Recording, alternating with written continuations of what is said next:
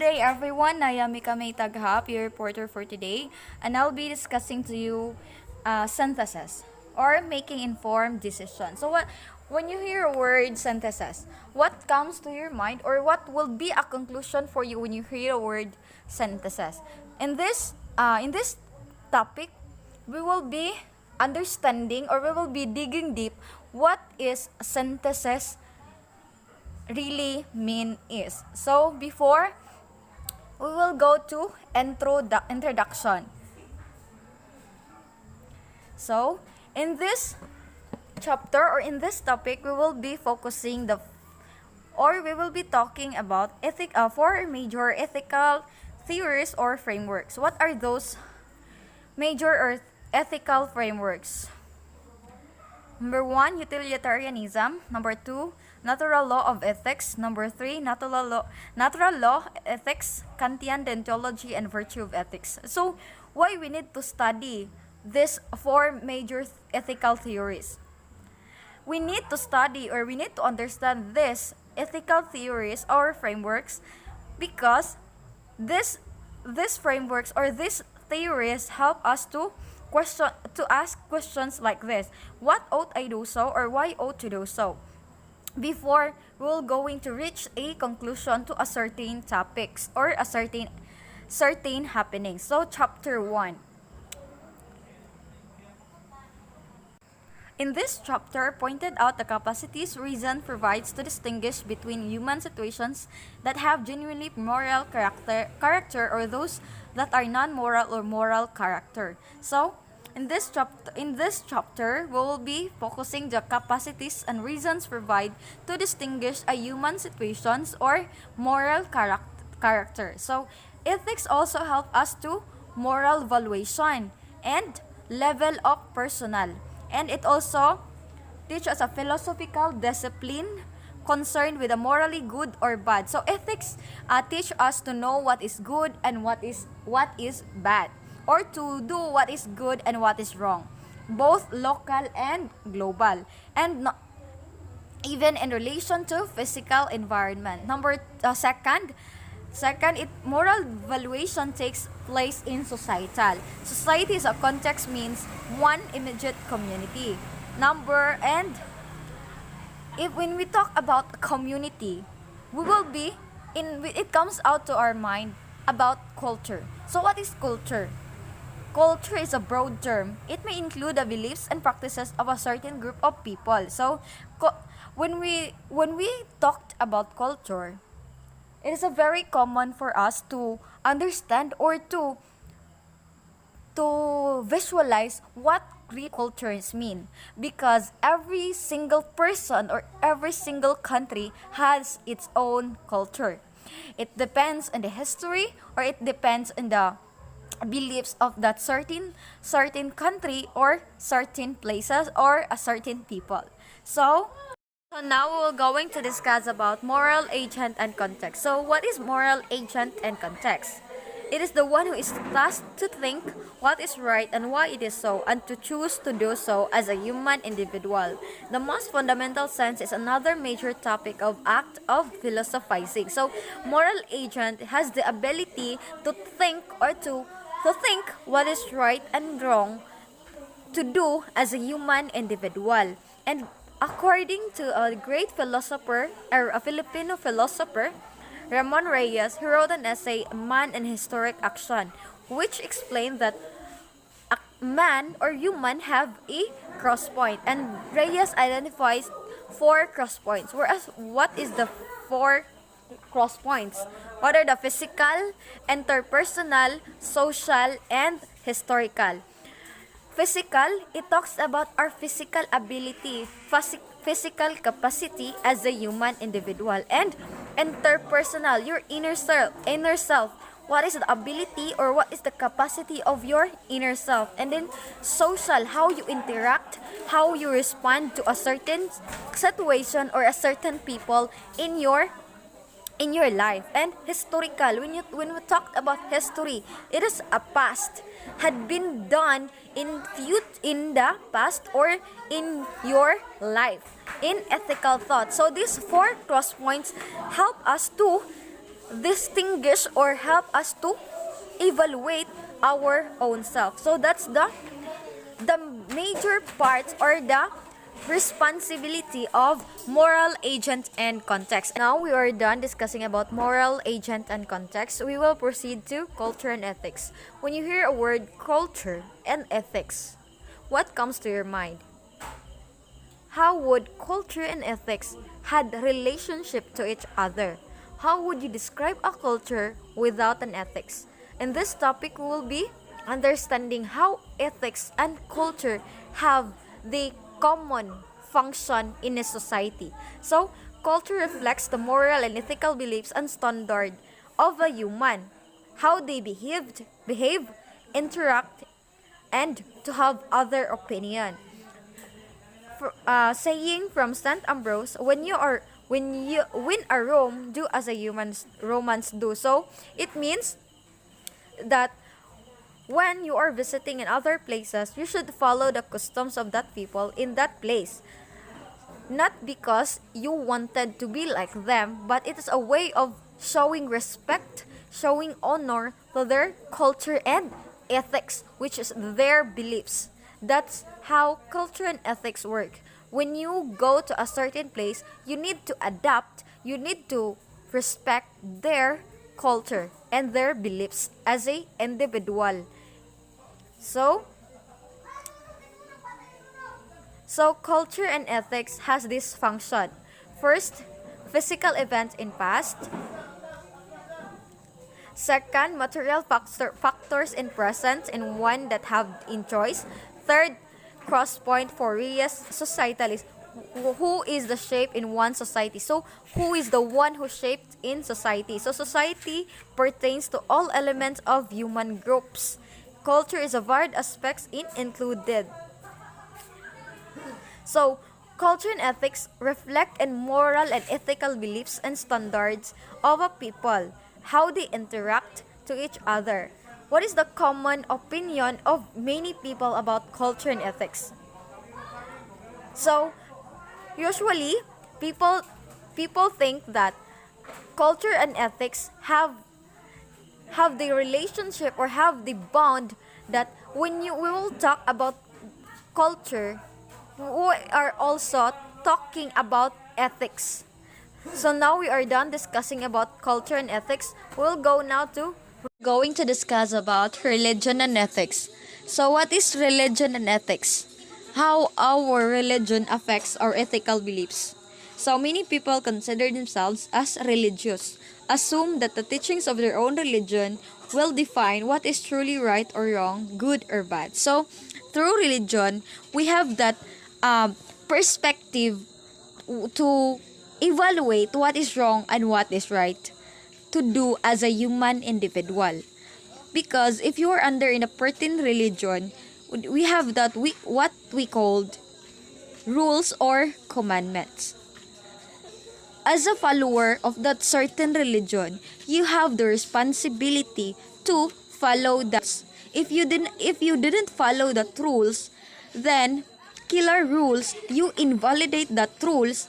So some people will call you that you're doing, or some people will describe you that you are doing a bad decision or bad actions, because your actions doesn't define what is your religion or what is your beliefs is. That's how religion affects our ethical beliefs. Because what you believe, that will define also how you live. So we will be talking about a lot of religion. So there are Christianity, Islam, Hinduism, and Buddhism. For followers of the particular religion, ultimate meaning of their existence, well as existence of the whole reality, is found in the beliefs and religion. Though Christianity, Hinduism, Islam, Buddhism have the different perspective, have the different faith, have the different way of showing their beliefs and religion, what one thing that make them similar to each other is the belief of their religion and the reality of their thinking that their religion really exists and their beliefs of that particular religion is valid. So um, religion has a lot of interpretations, but religion also will define you as a person, because when you are really applying, or when you are really uh, when you are really applying your belief in your religion, your ethical beliefs will follow. That's how ethics and religion differ from each other. So we will be talking about moral deliberation. What is moral deliberation? From the word moral. The significance of studying the different ethical theories of frameworks so becomes clear in the individual who has achieved in the process of achieving moral maturity. So when you still remember that I already discussed or read to you the different ethical theories, the utilitarianism and the others.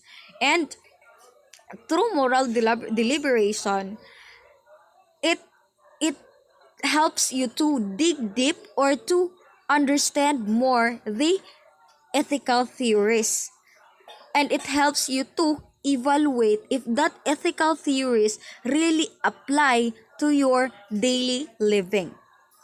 So and it also, moral deliberations also mold you to maturity for someone who is still pre-conventional or conventional stage.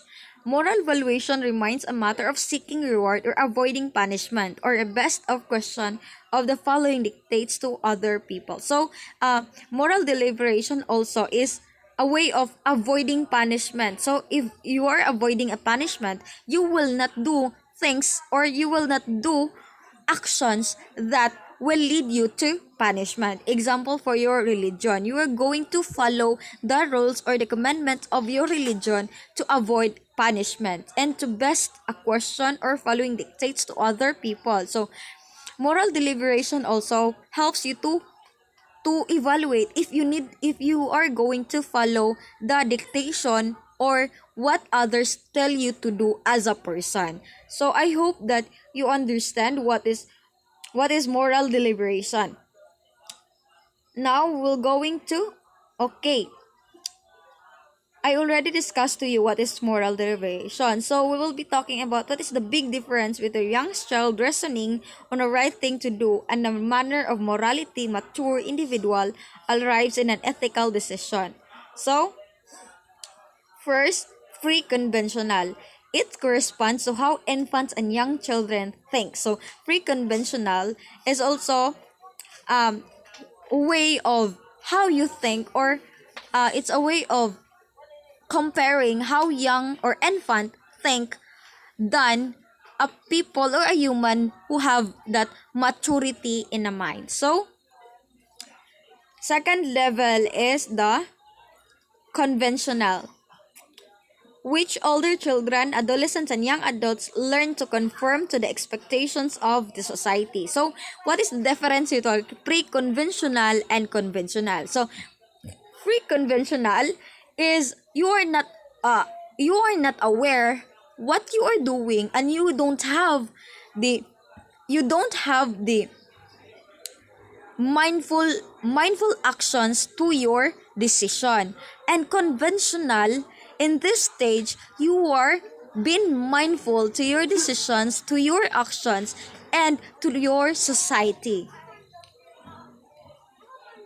Third is the post-colonial. So what is it is since the moral responsible agent recognize that what is good or right, it is ridiculous to following rules of one's group. Okay, so pre-colonial, if in conventional you are already, you know how to understand, or you already mindful to your decisions and also for the happenings of the society. In post-colonial, in that stage, you are have the ability to follow or to have the responsibility to recognize what is wrong and what is right.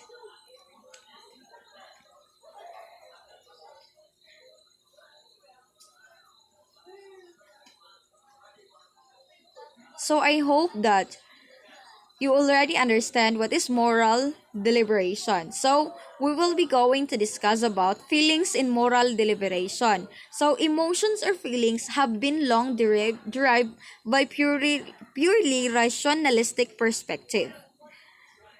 Okay, feelings or emotion is how you feel or how you feel to a certain people or a certain event in your fun. So based on Aristotle, points of moral virtue goes the mere act of intellectuality identifying the right thing to do. So also feelings and moral deliberation is is evaluating or knowing that your feelings will derive you to a good decision. So, di ba, we already talked about moral deliberation and you already know what what is the function and what is the responsibility of moral deliberation to yourself. So, feelings and moral deliberation will come together if, as a human being, we all do have that feelings. We all have to. We all have that um attitude that we need to follow our feelings. But through feelings and moral deliberation, you will have the knowledge if is it right that you will follow your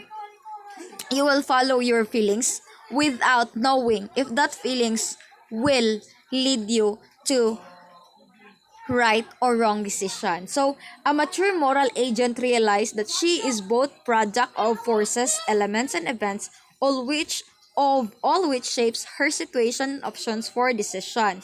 And also, a moral agent also realized that if you are not a puppet or external cause, a meaningful moral decision is one that she makes is full recognize or where she is coming from or where she ought to go. So, we are done, and I hope that you understand what is more feelings and moral deliberation. Now we will going to discuss about moral problems. So what is moral problems? What must morally mature individual do when she is confronted with a moral problem? So unsay dapat buhaton if you encounter a moral problem? So as a human individual, you need the first step that we need to do is to we ought to make there is a potential issue is to determine our level of involvement in that case at hand. So we need before we respond to that moral problem, we need to identify, we need to evaluate if that you have that capacity or you have that ability to involved in that certain case. So, we may be making a moral judgment on a particular case, but one does not necessarily involve is ourselves. So, moral agent specifically refers to latter situations. So, moral problems also always refers to situations. When you come up of a certain problems through moral problems, it helps you to distinguish if what you are going to respond to that particular happenings in your life or in your society. Okay, potential moral situation. We need then to make sure of the facts. So before distinguishing or before reacting to that moral problems, we need to distinguish or we need to distinguish what is the facts and what are the legit information that for you to understand the happenings of your society or in the particular event. And we need to evaluate if the news that you have been gathered is a fake news or alternative facts. You need to be wise enough to evaluate those one before you are going to respond in the moral problems. So, the third step is to identify all people who are potentially be affected or the stakeholders. You need to identify who is the person, who are the people affected, who will be the people who will be suffer to this problem. That's how what you should also consider when you respond to a moral problem. The stakeholders, we must to determine how they will be affected by whichever choice or agent makes in a given ethical situation. After establishing the fact and identifying the stakeholders and their concerns in the matter, we must now identify the ethical issue in the hand. So you already done evaluating the steps. So now, if you are ready, in this one, you are going to identify na the ethical issue and how to solve that particular issue that you are struggling or you are facing through ethical problem. So, the first one situation is which we need to clarify whether a certain action is morally right or wrong. So, before you go going to conclude, you need to think or you need to analyze if is it wrong or is it right. The second step involves determining whether a particular action in questions can be identified with a general accepted ethical or unethical action. So if you're going to conclude, you need to put in mind that is it ethically right or is it unethically wrong. Third type is the point of presence of ethical dilemma. Dilemmas are ethical situations in what there are competing values that seem to have equal worth.